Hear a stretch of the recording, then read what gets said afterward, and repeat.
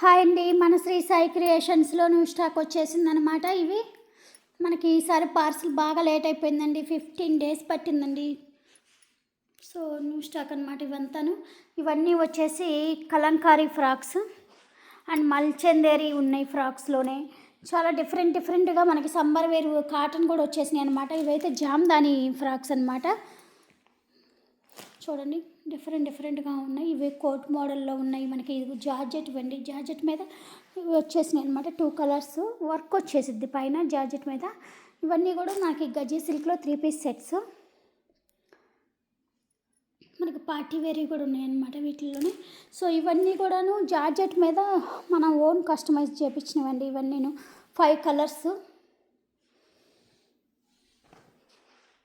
Small నుంచి మనకి XXL వరకు ఉంటుంది.